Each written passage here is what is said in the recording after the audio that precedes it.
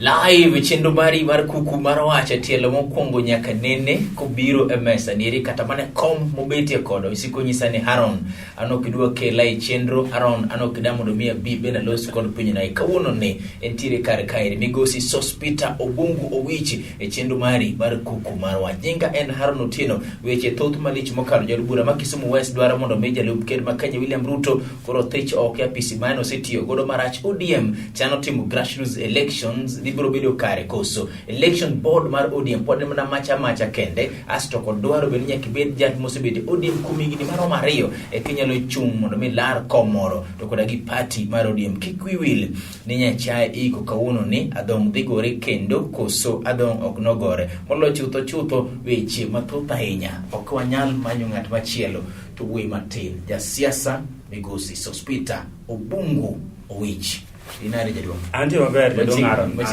adonjo kae ndalo mang'eny anti jadwong happy new year pok waromo koliga ni jadwong it's long since nyaka warom kodi last time pok waromo nyaka sana erokamana ahinya jumo chakore gi weche mathoth mokalo achiel kuom gen dwaro mar mondo mi jalup ker thichoko e komeneri mar kom ker ka okwang'iye kaka ogando nagi kata king'iye kaka party jatende mar ODM king'iyo kom mar deputy president ose timo tich maber monego bed jo Kenya we koso timo tich marach nego teri dala basa goero kamano Aaron lemo moro mabende antiere be chama mar ODM en organizing secretary ODM Kisumu Central koro an bende ka antie ka nyalo wacho weche mag party to weche mamoko go to penjo mi penjo na nyalo doke kamae mokwongo kabisa nyaka ng'e ni constitution mar Kenya wacho na Katiba mar Kenya wacho ni Ruto is the principal secretary to the president.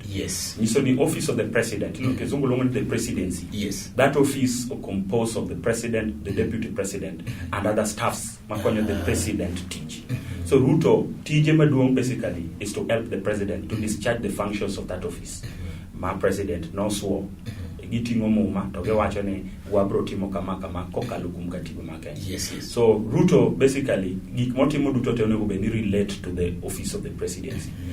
Koro laga loch ka wacho ni mondo Ruto go loko to lago bende ng'eni en okil. Nyaka be no say interpret the law mocheko maber momi reasons entire gi nyaka bed gi backup reasons momi ofil ni Ruto should be impeached.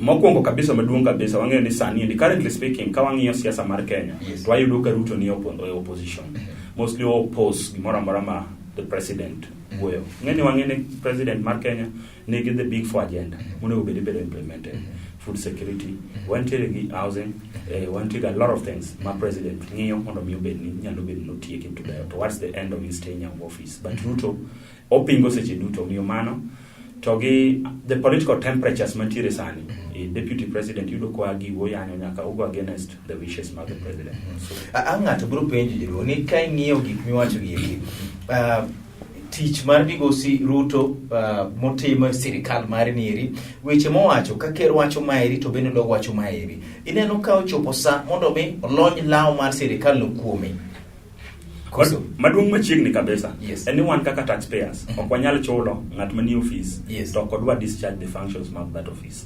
one ng'e maber ni president nyowacho monyise mo president manyodea mokwongo ni ok inyal wacho ni ini ber to gik ma iwacho ni timo go to watimo gi kodi office tipinga anawuon kamante so it is high time mondo mi iwuog oko mar office ma ok feel ni you comfortable but ipane migosi gik mwacho gi iki bende tiere jo Kenya mang'eny ma neno ni adieri dhok ma Ruto wacho chande en dhok monego bende resonate gi jo Kenya mang'eny imane na dier kendo en gimo se neno kabisa public domain ni president to differ with the deputy mare one president needs reading the wacho ni is supporting the BBI agenda which is a government policy document Ruto is differing with that government policy document so mano is one reasons manyiso ni Ruto and Uhuru are not reading from the same place but gik ma Ruto wacho gi eki be gin gik ma ne kod wende gi ma japinyo ne beni chikite pano lose loja Kenya moro ma wacho ni oyo an BBI kadech godo chumi mondo mi adech kod weche ma covid mondo mingi no rumo chutho adech kod gi kuone ki kwalre adech kod gi gero piny Kenya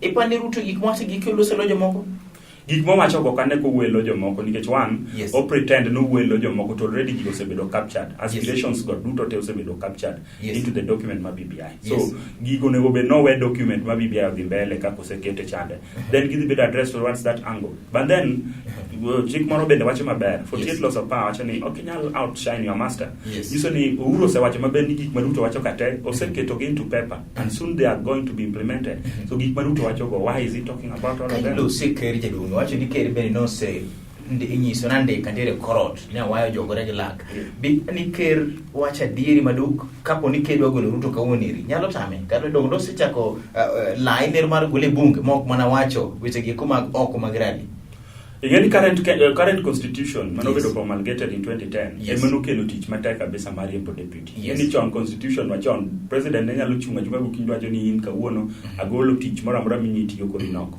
But katiba masani tek mondo miriam president. So the only avenue minyariam go president is through parliament and one is through impeachment. And impeachment you have to mobilize the numbers. And so far Kuang'io, BBI, Kuang'io through the formation mar the handshake mantiere between Jakom kod Uhuru Kenyatta. We have the goodwill. So it is just a matter of time. Ka Jakom ka achiel kod Uhuru dwaro ni mondo Ruto owuok e sirikal. Ruto can never back. Manegi mapenji ni kara mondo mi wane ka ker dhi loso e rally oko mondo mi charge jopiny. Dongo nyala chako chini hoyo luong MPs magiro achini hoyo odwane mondo mi gol ngani kom mai lai mar gole go chakuru timo ang'o miyo kero dwa dhi e lai mar bunge mondo mi gol jalupne to dhi e rally nyiso jini ngana jogodo Aaron tiere two processes. First process and a political process. Second process and a legal process.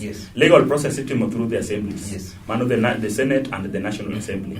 Mano when the elected members magino MPs manaka kulago wacho to manaka youth sabola nyocho wacho.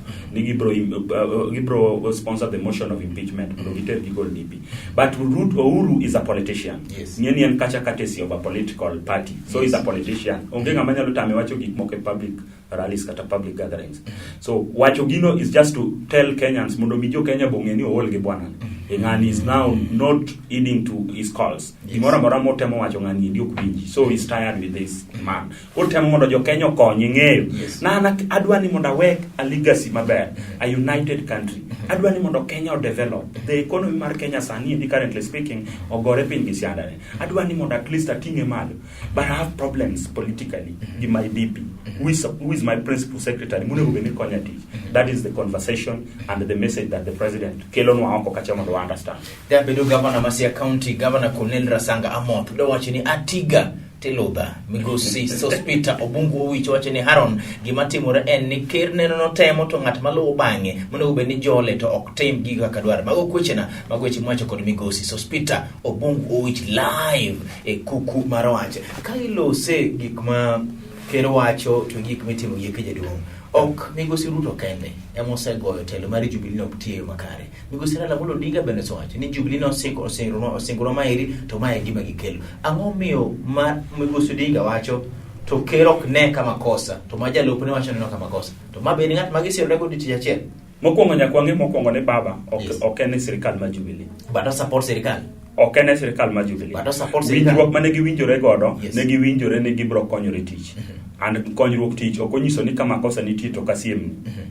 kata ansani wan gi swaga kondele to karo anyalo miye that political atmosphere a good political will matiyo ne jopiny which is mandated kokalo kuom kura manomiye but mano does not mean ni ok anyal criticize whenever things are getting wrong koro Jakombe nigi ratiro mare kaka the people's president remember ni uchung ne jopiny manowone ombulu entiga percentage mare ma bende Rito no speak on behalf of them so sasa ma Jakom feel that something is not adding well kata adding up nyaka uchung to mondo mi wache en gi yora ariyo mar wache onyalo wache ka gibede boardroom gi president odhi kata office te kata state house to nyise kaka gik moko gen moko be onyalo wacho through press moko be onyalo wacho through political rallies mano onge ng'amotame wacho ma Ruto wacho ni mondo Odinga makano biro to me priorities magi gi loko kendo giwe gik mane gidwaro ka gichako dhiro wach mar BBI paro ni mano par mane kare that is not true because one, jakom wanyalo paro nyoro ka kuma ne jakom moso uru kane giloso handshake.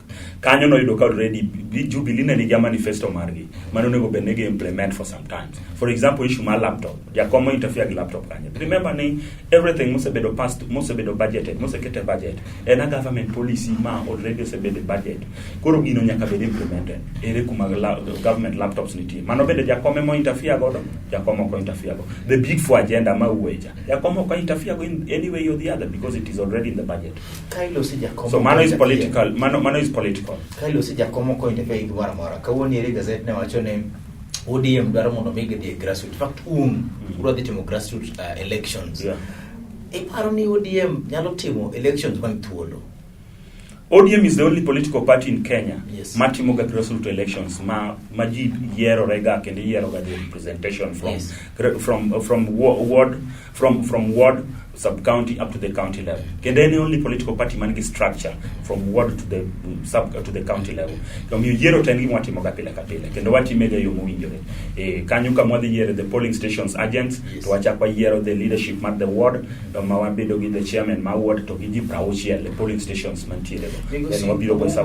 Okidwa the principles of power when you say no paying master mari kosi wacha diri ni ODM timoga yero ge kuma ni thuolo kendo man kare ko chakore pinya kamalo kamanti kani kamai wechedo mari mar kuku mar wache Migosi Sospita Obungu owicho tene Haron ODM e pate chiel kende mantire koda gi lai mare structure gi dombogo mochakore piny nyaka jok maro e party kende matimoga yiero e yo makare penjo maduong' jok miluongo ni Men in Black magwega gik moko kande giwuok kar kanye dwaro mano keti mondo mi jogo e kuma dhi bede kompogro pore kik bed jok mantire kod elective positions gen kar kanye letter D mantire ODM en Orange Democratic Party koso Orange Dictatorship Party kaka wadware kaka etime ma en kuku mar wach iluonga ni Haron Otieno.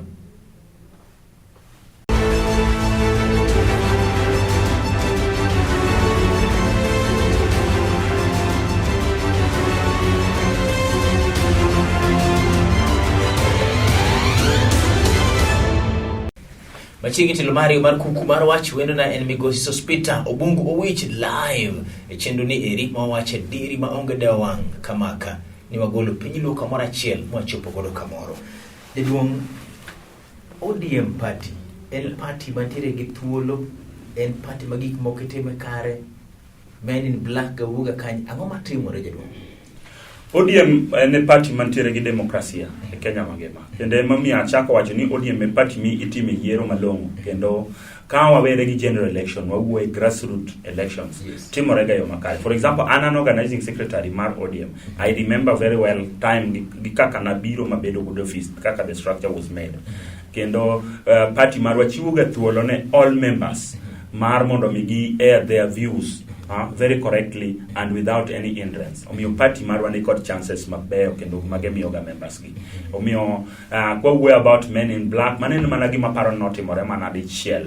Mane yero ne nitiere Kasarani. Men in Black dichiel. Kasarani anyalo paro Men in Black poko chapa. Isa nomination musetimo mathuolo nyaka ne ODM chakre maonge kama gwe. I don't nomination kwa gwe. Nomination is a problem in all political parties. Yes. Not only but ODM. Not only in ODM. Kidhi Jubilee jiwake nominations nitiere gi different things. Yes. Makendo ka gimbe gibedo faced with their challenges. Yes. Kidhi NC gibedo faced with their challenges. But I'm happy today. Because of the challenges wasebedo kwa face as a party, yes. Mar ODM emomiyo jakom no instruct no yes. Jakom no allow for a constitution mondo wabed gi office mar the National Elections Board. National Elections Board mabende yuak ne nien duol motow National Elections Board yes. Ma wan godo sani motel na gi Catherine Muma yes. ne come up with the task force report. Yes. The task force report ne gin views manobedo collected e Kenya mangima according to kaka nominations mag chama itimo. Masa currently speaking ngama no chung ne the task force ne Catherine Muma and ene which akokete the chairperson of the National Elections Board mondo konyi in implementation of the views mag jopiny as was collected in the all be say we need no yuak ne neck marodium neck any complaints onyalo bedo yan there. Yes. A complaints because we are in politics and politics gik moko nyal di 100%. nyaka wabed gi challenges.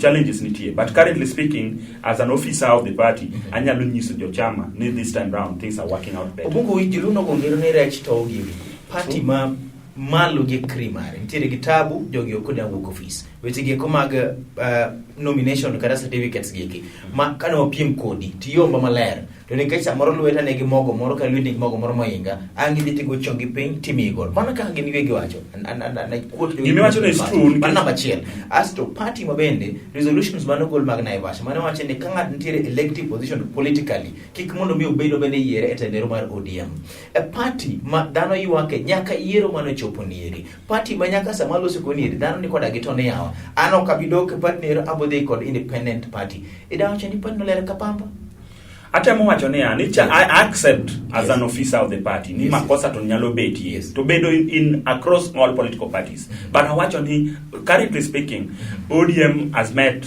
the NEC has met and the elections board oseromo kendo gise discuss those issues kendo gise ngiyo kaka they tackle them towards kama koro wachiko ni and that is one wabiro gi grassroots is to confirm those loyal members and members who are ready to serve the party the grassroots elections then the approach mawadhi ngiyo godo kaka nominations of the team remember ni sama bedo wokani I'm a participant I did participate in 2022 elections as an ODM as an ODM aspirant within Kodela ward I did chungi ticket macham so I defend I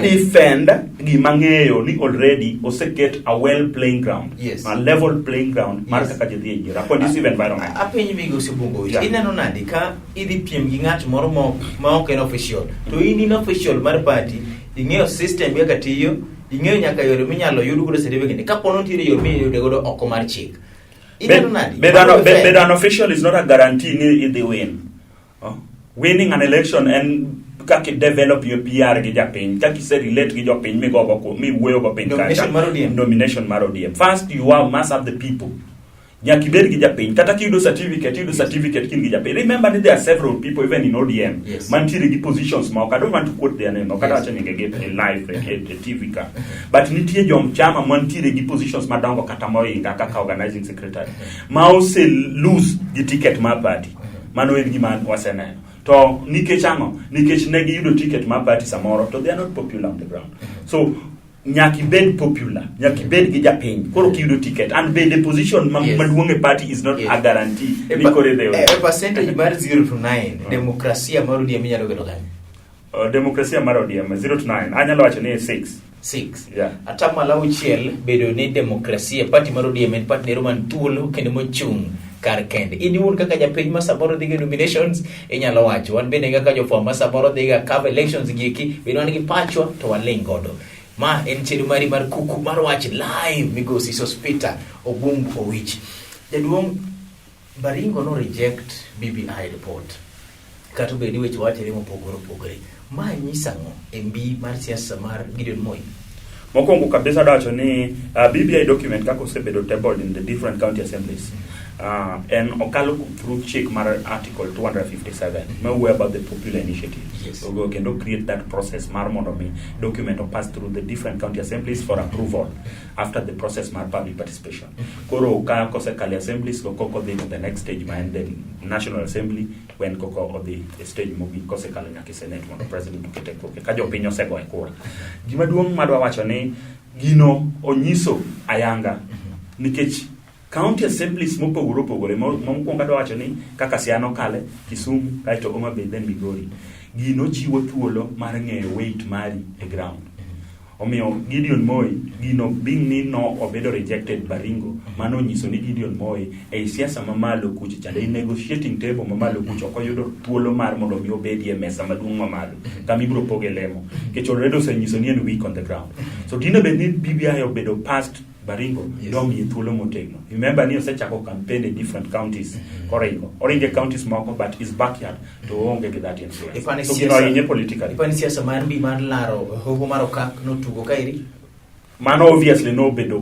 characterized nikech kata ni kaka neno kaka ji ne agiu as assembly ne nyisi maber ni ji ne nitiere gi mwelekeo mopogore opogore, ne nitiere joma ni side mar Ruto Tesom, joma ni side mar Gideon Moi, to obviously chal ka gima joma pesa no wuotho kacha ma joma ni side mar Ruto all carry the day. Okonyalo yango ni pesa no wuotho kesa moro wangu da evidence gi. Mano bende is true. Yeah, but ngato bro penjo politics is interest. Yeah, because buku bichi ngato bro penjo ni to ka wang'iyo gik matibro gi waneno ka Jubilee no golo chung mari wacho ni my party position BBI nyaka ser ngamo ko ser to wadhi kawo ne chikar wadhi kumo e paro ni mono chung maber ki siasa mano chung maber nikech mokwongo the party leader mar Jubilee en Uhuru Kenyatta, and Uhuru Kenyatta en emo front the BBI kaachiel gi the people's president, my party leader mar ODM. So onge makosa ka Jubilee as a political party wacho ne one stand maro kaka party en ne wadhi approve the document. Kuro wadhi kumo jok ma opingo.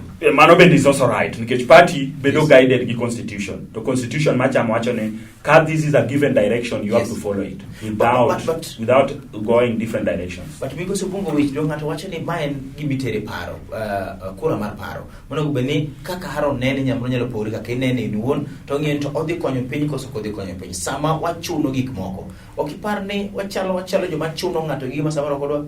Political parties bedo guided gi constitution and principles. Yes. So mami awacho ni ako yeri as an elected leader to yeri through a political party nyaki stand by that political party's directive. So political party wacho maber ni one stand marwa kaka jo ODM and BBI emo bungu be could be studio kata wacho ni one wa support BBI. So nyiso ni kigo against the directive mara political party, yes, then you need to go to as an independent candidate. Kaina an independent candidate to ngama nyalo chuni onge, ngama nyalo nyisi ni this is the party line. Emo mi wan ge whips mag the assemblies. Kagi say whip members towards a direction, then you follow that direction. Jogi kama hingo BBI to sengi sigini mai kama gelok gen jok monego beni miyo kum to nikech kanya ten party oseloso to konego beni ngato kada chiel chak dog pingo kedu live mano pacha mano paro mar bigo hospital obungu owich e chendo mari mar kuku mar wach jadong ni chung kane manyo kom puro mano kare chiel. Yeah. Ugo manyo kendo kondele ward nachung kadwaro mondo mi abed MCA ma Kondele, and reason mumyo nachung na realize that there were a lot of gaps my leadership. Mano momyo nachung motegno kabisa. I realize ni youths are not represented motegno kabisa. Kendo issues mag handouts and issues ma very rampant. Very rampant. Bungu wiki nyakwara ka wono ndo kizungu manade. Okay, issues ma weche mag chiwo pesa, yeah, mar mondo mi mitbelie mondo mi onyiew godo japiny, yes, ikaw godo pachi, yes, to mi thuolo mar mondo mi chiw ratiro mari motegno. Mago naneno ka gin gik mane affect wa maduong kabisa. Then weche mag barabara, weche mag mitaro, drainages, be naneno ka ne ok beyo kabisa. Then mine ma bende nayudo ka ne gionge gi thuolo maber mar kaka ginyalo timo ohala nikech lwetgi ne ni nono. Ne gionge gi makizungu luongo ni economic empowerment. So magi were some of the agendas mane na push mondo mi ne ka ber ka yudo platform ma bedo e kom cha kaka MCA to mondo mi ne wayud ratiro. Maduong kabisa ne nitiere issue mar land rate ma bende affect the stakeholders, jogo mantiere gi lope i Manyata. Mano bende ne en wach mane chenda mane wacho ni ka yudo thuolo mondo abed representative kose yiera tabro mi yudo kaka nyalo address. Kod yugo address gi koso kigo. Nyaka sani endi ngeni ka in jatelo en ngamo wal, an ngamo wal gi teko mar wuoth nikech already iwa kizungu mar wacho ni leaders are God chosen. Ano yiera gi Nyasaye. So nyiso ni gik mane adwaro mana push mondo mi odhi mbele kata sama an go kani pod gidhi mbele. Tadwaro mana platform mar bedi assembly. Kata bro wacho ni swaga bedi Nyasaye walo.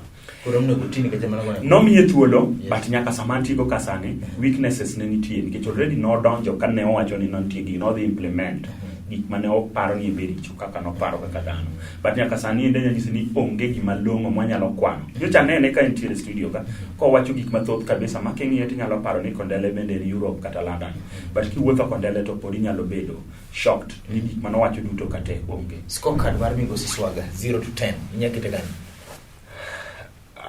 Adwa wacho pacha, ok awach nikech achung' kode. Yeah, adwa wacho pacha. Yes. Anyalo kete ang'wen nikech anyalo kete nikech one, yes, e weche mag thieth onge gimoro amora mosetimore makare. Siptal mane no kaw telo ko wacho no dhi tieko nyaka sani onge gedo madhi mbele from phase 1 phase 2 up to phase 3. Osiptal ochung' nyaka sama wuoyo kodi.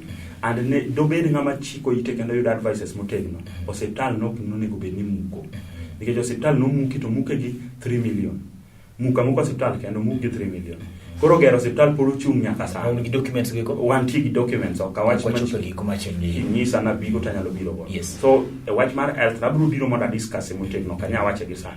So weche mag health ok ber. Weche mag barabara ok ber. Basari kondele basari chiwe ng'eruok. Ok chiw nikech in nyathino mokalo to idake ya nyuola ma kizungu luongo ni vulnerable. Kata mok nyal ichiwo basari nikech inti kako ng'ei ini support. Koki support ni support obungo wito kiyud basari. Kata koki ng'eyo joma ni basari committee then ok yud basari. So mano bende en kod chung iduogo chung koso kiduogo chung jelo. Ok aduog chung, achung kondele kata sama an sani niendi kendo awuotho pile aromo gi ji nitiere gik matimo mopogore kondele. Hayo maber jelo. Asante sana wachope giko machero ni rely chendo mari mar kuku mar wach penjo maduong' mada penji Mheshimiwa Joakim Okech Swaga jaod bura kendo MCA makondele wo deputy speaker county assembly ma Kisumu Kairi kara en ang'o ma itimo ne jopenj ka jogi kuma ni chungo wacho ni pok itimo tek to ini wuon ti wacho ni itimo te adiri ni kon mane migosi bungo wich ema wuondo japiny koso migosi Joakim Swaga ema wuondo japiny in jakondele ward inyalo go toch gwangi mondo mi ene wachako doga time kendo chieng' machielo erokamana hinya ne Heavy DJ achiel kum cameraman maga kachiel koda gi Cindy Mozeru Babel mabene ntiere production kachiel to koda kagina nichoneri obedo kare kama chopo ni nyinga en Harun Otieno machako doga time kendo chieng' machielo wedona en migosi Sospita erokamana hinya jadwa asante sana.